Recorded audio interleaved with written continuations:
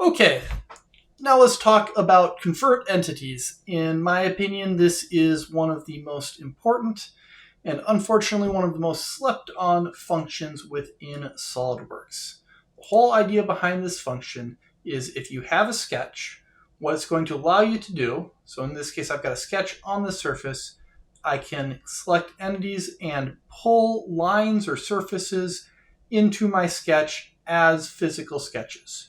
And I can pull this from both features, which is what you just saw, or if I show this original extrusion, I can go ahead and I can convert pieces from the sketch. So like I had this extra random circle in the sketch and it pulled it right onto my surface for me.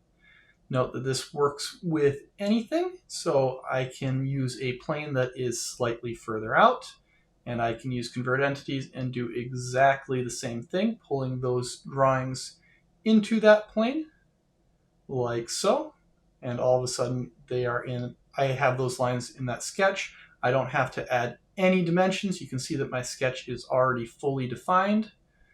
And I can do it for pieces where I'm not not parallel to the surface.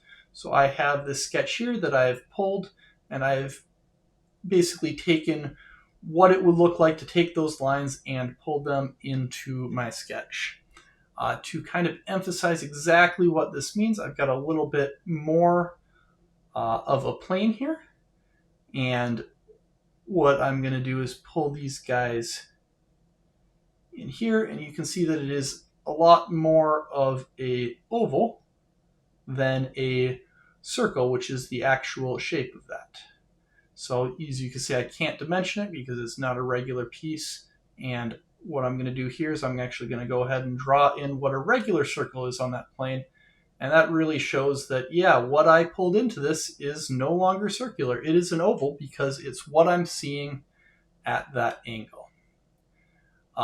Couple of things to keep in mind. I'm going to go ahead and draw a sketch that is perpendicular to the surface. So if I go through and I try to convert this face, it's not going to let me convert that circular face.